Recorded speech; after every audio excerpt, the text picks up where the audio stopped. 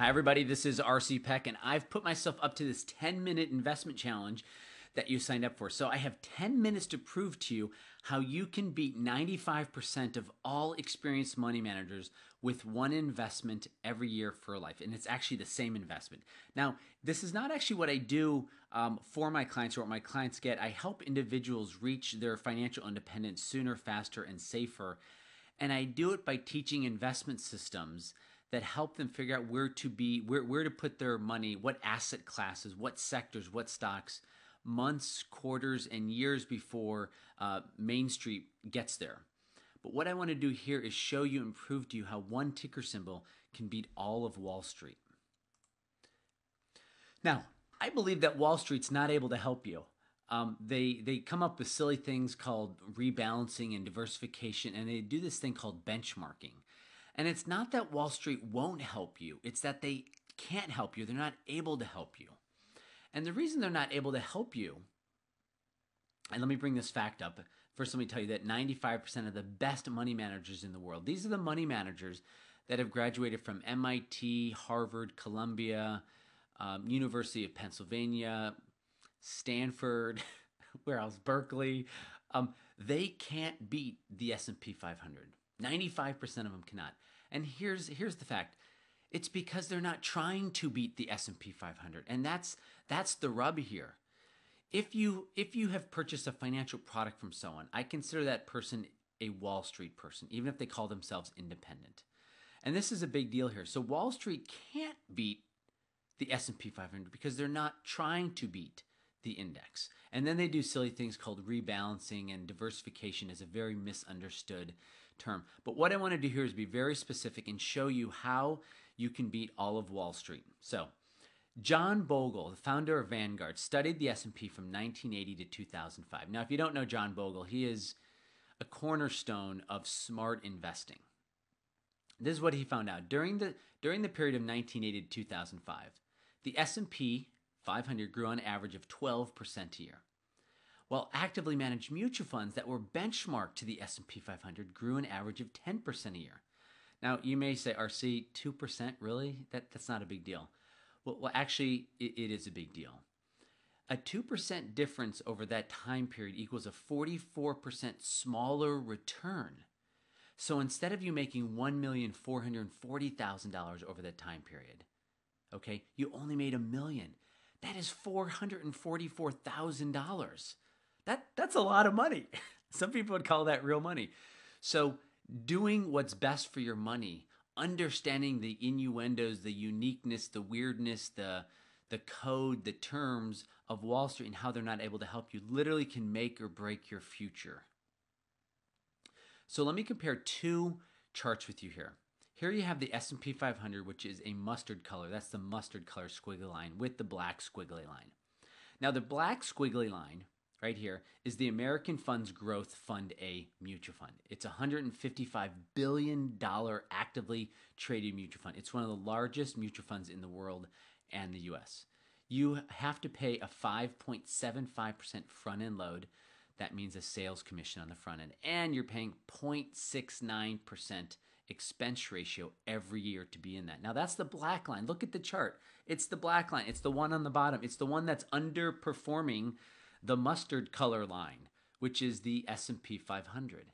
You can buy a tracking exchange traded fund for 0.09%, more than 7 times cheaper expense ratio. And that doesn't even take into account the 5.75% front-end load. And now look at this. The American Funds Growth Fund A underperformed this 20 years by 100% less. Look at that. S&P grew at 300%. The American funds grew at 200%. Look at that, 100% difference. That's pretty, 100 percentage points difference. That's pretty amazing. But it gets better.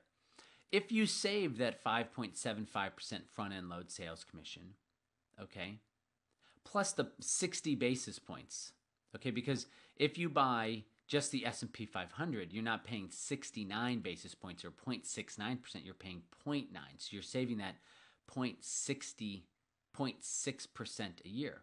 This is how it looks. That savings, this savings each year, that's $600 on $100,000. So at $600 invested for you at 15% a year compounding for 30 years gives you $300,000 that you didn't have. And then that $5,750 that you didn't have to pay to sales commissions, also grown at 15% a year for 30 years. That gives you another $380,000. This is real money. Now you might be saying, RC, 15%.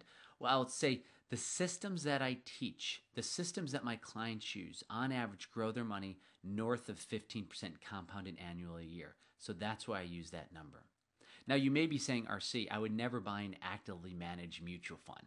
I'm going to buy an indexed mutual fund. I said, fair enough. But look, I can prove it to you that that is not also what's best for your money. Here is the largest indexed mutual fund in the world, I believe. It's the Vanguard S&P 500 Index Fund. It's the black line above. It's about a $100 billion mutual fund, and its expense ratio is 0.18%. Now that's the black line above. Look at the black line above and notice how it still underperformed the mustard color line, which is the S&P 500. You can buy the S&P 500 with the tracking symbol SPY for half the price. If you saved the difference between 0.18 and 0.09 on $100,000 every year for 30 years, you grow that difference at 15% a year, that's $45,000 more you have.